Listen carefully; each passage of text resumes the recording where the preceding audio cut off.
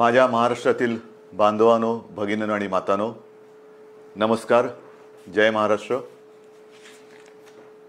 साधारणतः प्रत्येक आठवड्यामध्ये आपण अशा पद्धतीने भेटतो आहोत आणि मी बोलतो आहोत असं म्हणेन, पण मीच बोलतो आणि आपण ऐकता आहात. आणि आपण नुसते ऐकत नाही आहात, तर जे मी आपल्याला सांगतो आहे ते पूर्णपणाने त्या आपल्या सरकारच्या सूचना आपण हिमतीने आणि धैर्याने पाळत आहात. साहजिकच आहे, आज मी आपल्यासमोर येण्याचं कारण, आज 31 मे. लॉकडाऊन हा शब्द आता आपल्याला अंगवळणी पडलेला आहे. कदाचित ह्या काळामध्ये जन्माला येणारी बालकं ही कदाचित आईच्या ऐवजी लॉकडाऊन बोलायला पहिली सुरुवात करतील. म्हणजेच आयुष्याची सुरुवातच लॉकडाऊनमधून होते की काय, अशी परिस्थिती आहे.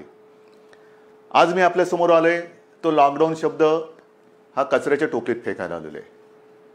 Mission begin again.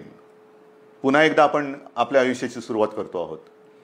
आणि आयुष्याची सुरुवात करताना लोकमान्य टिळकांचा तो किस्सा, ती आठवण ही मला आपल्याला सांगणं आवश्यक वाटतं. स्वातंत्र्याची लढाई जेव्हा सुरू होती, लढाईच होती ती, अर्थातच लढाई, मोठी लढाई. आणि लोकमान्य मंडालेच्या तुरुंगात किती वर्ष होते, कशा पद्धतीत होते, त्यांनी त्या तुरुंगात काय काय गीता रहस्य वगैरे या सगळ्या गोष्टी आपल्याला कल्पना आहे. पण सुटून आल्यानंतर त्यांना काही जणांनी विचारलं की आता पुढे काय, आणि त्यांनी सांगितलं पुनश्च हरिओम. पुनश्च हरिओम म्हणजे काय की पुन्हा एकदा आयुष्याला सुरुवात करतो आहे, लढाईला सुरुवात करतो आहे. तशीच आपली ही मिशन बिगिन अगेन, किंबहुना पुनश्च हरिओम सुरुवात करायची आता आपल्याला. ही सुरुवात करताना लॉकडाऊन करणं हा एक भाग झाला आणि सगळं हळूवार उघडणं हा दुसरा भाग झाला. म्हणजे लॉकडाऊन हे सायन्स असेल तर लॉकडाऊन उघडणं ही एक कला आहे किंवा आर्ट आहे. कसं काय उघडतोय आपण? पावसाळा तोंडावरती आहे. पावसाळा तोंडावरती आहे म्हटल्यानंतर पाऊस येऊन जातो, पडून जातो, अनेक ठिकाणी शेवाळ साचतं आणि शेवाळ समोर दिसल्यानंतर आपण आपलं पाऊल हे फार काळजीपूर्वक टाकतो.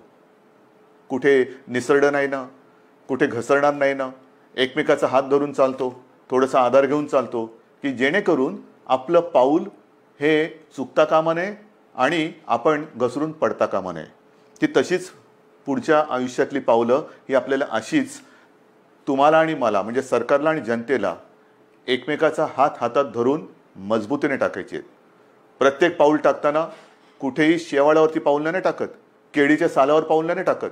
म्हणजे घाईघाई करून सटकून पडत तर नाही ना, पडणार तर नाही ना, या खबरदारीने आपल्याला पुढची वाटचाल करावी लागणार आहे. पावसाळ्याची सुरुवात म्हटल्यानंतर मी गेल्या आठवड्यामध्ये संपूर्ण आपल्या यंत्रणेची एक बैठक घेतली.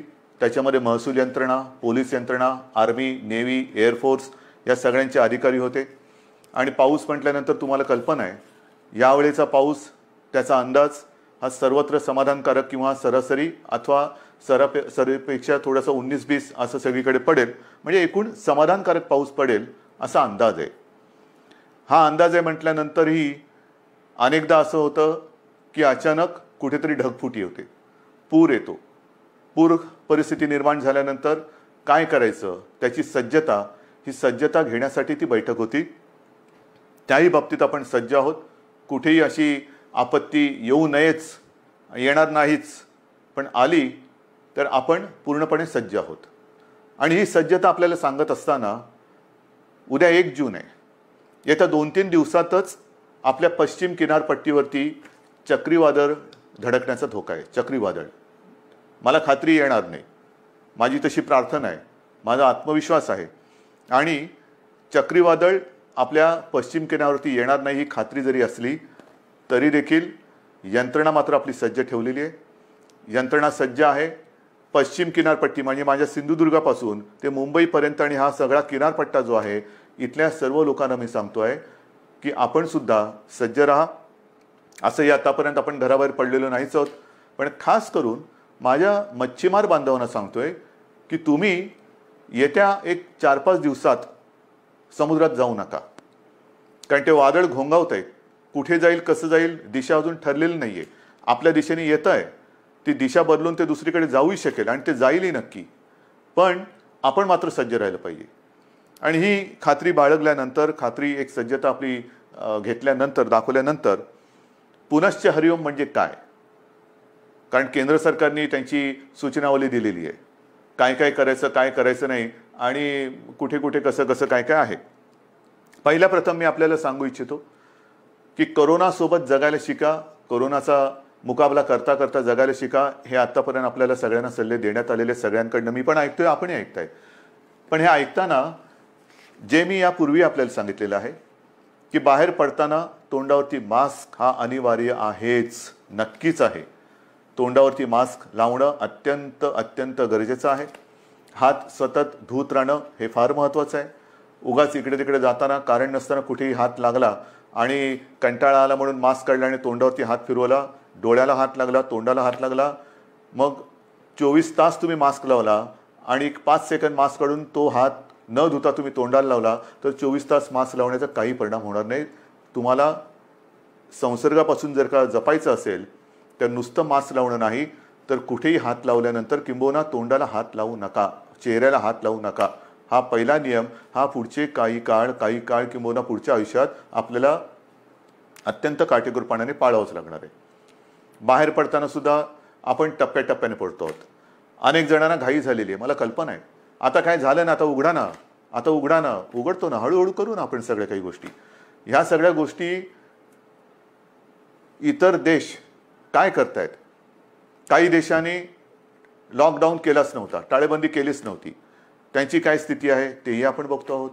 काही जणांनी लॉकडाऊन केला, तो उठवला, उठवल्यानंतर तिकडे काय परिस्थिती निर्माण झाली तेही आपण बघतो आहोत. कालच मी एक बातमी पाहिली की एका देशाने शाळा सुरू केल्या आणि त्या पुन्हा बंद करावं लागल्या. म्हणजे थोडीशी उघडझाप ही सगळीकडे चाललेली आहे. मला असं वाटतं आपण उघडझाप नाही करायची. आपण एकदा जी गोष्ट आपण चालू करू ती सुरूच ठेवायची. आणि तेवढी शिस्त, तेवढा संयम हा आता गेल्या 2 महिन्यात आपल्याकडे आलेला आहे. स्वयं शिस्त म्हणा किंवा एक जिद्द म्हणा, ही आपल्या अंगी आपण आणलेली आहे. जी गोष्ट आपण ज्याची सुरुवात करू ती पुन्हा बंद करण्यासाठी नाही, अजिबात नाही. आणि म्हणून मला असं वाटतं की हा एक वादळाचा धोका आहे, तो किनारपट्टीला आहे. त्या किनारपट्टीमध्ये आपण दक्षता तर घेतोच आहोत, पण इतरत्र संपूर्ण महाराष्ट्रामध्ये 3 तारखेपासून आपण थोडेसे हातपाय हलवायला सुरू करूया. एक हातपाय हलवायला सुरू करूया. हातपाय हलवायला सुरुवात करायची म्हणजे काय करायचं, तर अनेक जण हे सकाळी फिरायला जातात, चालायला जातात, संध्याकाळी जातात. काही माझी तरुण युवक मुलं ही व्यायाम करतात, आउटडोअर व्यायाम, आउटडोअर. अजूनही जिम, स्पा ह्यांना आपण चालू करायला परवानगी दिलेली नाही. जिथे गर्दी होऊ शकेल त्या गर्दीला परवानगी अजूनही दिलेली नाही.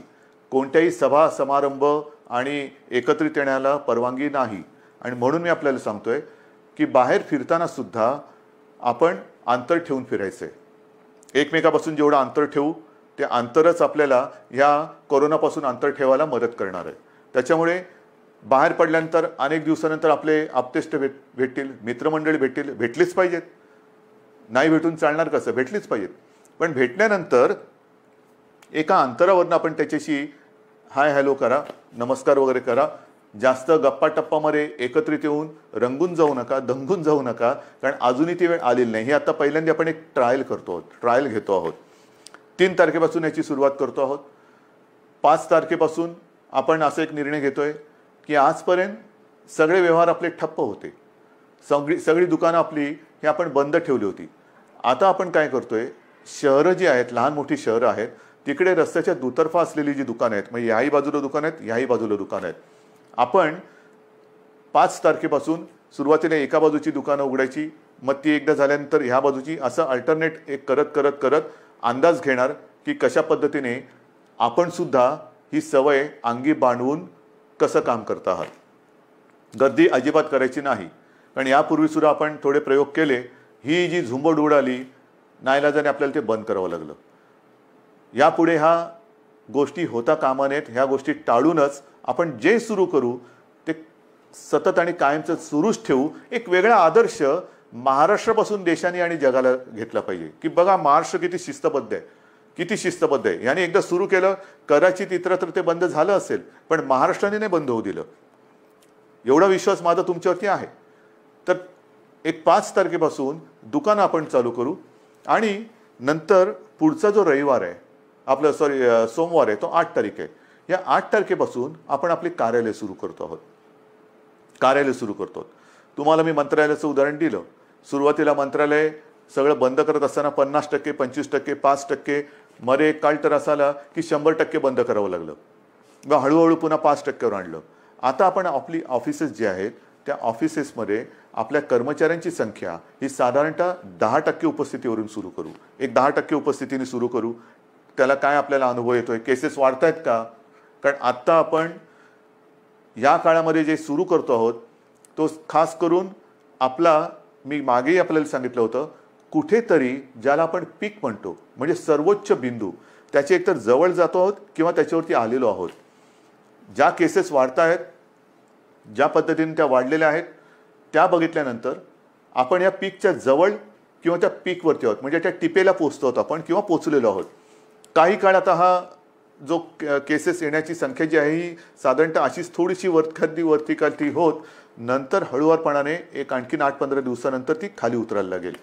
ही खाली उतरेल केव्हा उतरेल? जर आपण ही सगळी बंधनं पाळली तर. पुन्हा एकदा मी आपल्याला सांगतो की बाहेर पडताना आवश्यक ज्यांना नाही त्यांनी घराबाहेर पडू नका. विशेषतः जे आपले ज्येष्ठ नागरिक आहेत आणि ज्यांना खास करून मधुमेह, रक्तदाब, इतर काही व्याधी किंवा दुर्दैवाने आजार किंवा काही विकार असतील त्यांनी घराबाहेर पडू नये. कारण हा जो विषाणू आहे तो या पद्धतीच्या ह्या वयोगटाच्या आणि या वर्गातल्या नागरिकांवरती फार घातक परिणाम करतोय. ज्या ज्या काही गोष्टी आपण बघतो आहोत गंभीर गंभीर गंभीर म्हणतो त्याच्यामध्ये ह्या वर्गातली लोक म्हणजे ज्याला हाय रिस्क ग्रुप ज्याला म्हणतो आपण त्या वर्गातली लोक किंवा नागरिक हे त्याला जास्त त्याचा प्रादुर्भाव हा अतिशय गंभीरतेने होतोय, घातक ठरतोय तो. म्हणून साधारणतः 55 ते 60च्या वरच्या नागरिकांनी आणि ज्यांना ह्या काही विकार किंवा काही आजार आहेत त्यांनी घराबाहेर पडता कामा नये. हे जरी घरात राहिले तरी मग प्रश्न येतो जे घराबाहेर पडणार आहेत साधारणतः मध्यमवयीन किंवा युवा, त्यांनी घराबाहेर पडल्यानंतर घरात गेल्यानंतर आपल्याला ज्येष्ठ आपले माता पिता आहेत, आई वडील आहेत, आजी आजोबा असतील, आणखीन कोणी ज्येष्ठ आपले नातेवाईक असतील त्यांना आपल्याकडनं अनावधानाने सुद्धा हा संसर्ग होऊ द्यायचा नाही आहे. त्यानंतर ते घरात राहणार आहेत, आपण घराबाहेर जाणार, फिरणार आणि व्हायरस घेऊन घरात येणार. तर कृपा करून आपल्याकडनं अनावधानाने सुद्धा हा संसर्ग आपल्या वडीलधाऱ्यांना होणार नाही याची काळजी घ्या. घरात आल्याबरोबर आपले कपडे म्हणा किंवा आपण स्वच्छ हातपाय धुवून आंघोळ करून आणि एक अंतर ठेवून त्यांच्यासोबत राहिलं पाहिजे. कोणालाही कुठलंही लक्षण आढळलं, कारण याची लक्षणंसुद्धा मी आपल्याला सांगितलेली आहेत. सर्दी खोकला, कारण आता पावसाळा आलेला आहे, पावसाळा आला, सर्दी खोकला ताप, थोडंसं थकवा, तोंडाची चव जाणं, नाकाचा वास जाणं, ही जी काही अशी लक्षणं आहेत ही लक्षणं आढळली तर ताबडतोब आपल्या डॉक्टरना किंवा दवाखान्यात तिकडे तुम्ही जायला पाहिजे. लक्षणं वेळेत ओळखून जर आपण उपचार सुरू केले तर बरे होणाऱ्यांची संख्यासुद्धा खूप आहे, मोठी आहे संख्या. म्हणजे ती संख्या जर का मी तुम्हाला सांगितली तर एक दिलासादायक नक्कीच ती संख्या आहे. आत्तापर्यंत आज महाराष्ट्रामध्ये केसेस किती आहेत? महाराष्ट्राचा विचार केला तर साधारणतः 65,000 केसेस आहेत. 65,000 केसेस. पण या 65,000 केसेस कशा आहेत? ह्या आपला पहिला रुग्णसुद्धा याच्यात धरला जातोय. म्हणजे हे गेल्या वेळेला मी आपल्याला सांगितलं होतं की सुरुवातीला ज्याच्यामुळे कळलं की कोरोना आपल्या शहरामध्ये किंवा आपल्या राज्यामध्ये आलेला आहे तो रुग्ण आज बरा होऊन घरी पण गेला, कधीच गेला, पण तरीसुद्धा तो पहिला रुग्ण ह्या 65,000 धरला जातो. हे चूक आहे, ही चूक आहे. आणि तसं जर बघितलं तर आत्तापर्यंत 65,000मधून 28,000च्या आसपास हे रुग्ण बरे होऊन खडखडीत बरे होऊन घरीसुद्धा गेलेले आहेत. 28,000च्या आसपास. काही दुर्दैवाने जे काय मृत्यू घडले तोही आकडा आहे. पण ह्या आता जे आपल्याकडे रुग्ण ज्यांना म्हणतो म्हणजे ॲक्टिव्ह केसेस जे पॉझिटिव्ह आहेत त्याच्यामध्ये आजचा आकडा आहे साधारणतः 34,000 आहे. या 34,000मध्ये साधारणतः 24,000 रुग्ण हे असे आहेत की त्यांना कोणतीही लक्षणं नाही, त्यांना कोणत्याही औषधोपचाराची आज गरज नाही, ते आपल्या क्वारंटाईनमध्ये आहेत, काही पॉझिटिव्ह असल्यामुळे आयसोलेशनमध्ये आहेत. पण या 24,000मध्ये सुद्धा साधारणतः मध्यम ते थोडी तीव्र अशा लक्षणाचे आपल्याकडे साधारणतः 9,500 आहेत. म्हणजे महाराष्ट्राची परिस्थिती हाताबाहेर गेली, मुंबईमध्ये सगळी वातात लागलेली आहे, लष्कराला बोलवा, राष्ट्रपती राजवट लावा. त्यांना म्हणे हे आकडे बघा, हे आकडे बघा ना, हे आकडे बोलके आहेत. हे का आपण करू शकलो? 9,500 यांना साधारणतः मध्यम ते तीव्र लक्षण आहेत आणि त्याच्यापैकी साधारणतः 1200 जण मात्र हे थोडे गंभीर आहेत. त्याच्यापैकी 200 जण हे व्हेंटिलेटरवरती आहेत. म्हणजे 65,000 जो आकडा आपण ऐकतो आहोत आणि बापरे महाराष्ट्रामध्ये काय चाललंय, मुंबईमध्ये काय चाललंय, काय सरकार काय आकड्यामध्ये 28,000 घरी गेले म्हटले तर 200 रुग्ण हे व्हेंटिलेटरवरती आहेत. आता व्हेंटिलेटरवरती सुद्धा जे आहेत यापैकी सुद्धा काही जण हे म्हणजे आत्ताचे नाहीत, यापैकी काही जण व्हेंटिलेटरवरनं सुद्धा व्यवस्थित बरे होऊन घरी गेलेले आहेत.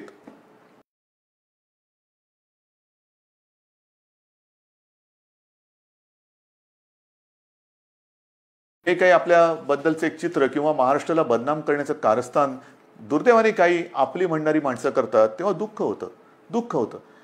पण हे जरी खरं असलं तरी एका गोष्टीचं मला नक्कीच समाधान आहे की आपला विश्वास जो सरकारवरती आहे त्याच्यामुळेच सरकार हे काम करू शकतोय. आता जसं मी तुम्हाला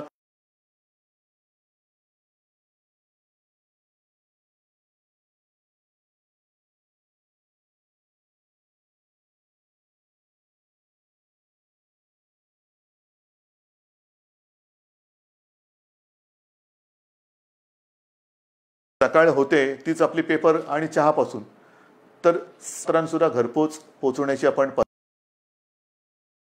देताना एक गोष्ट मात्र दक्षता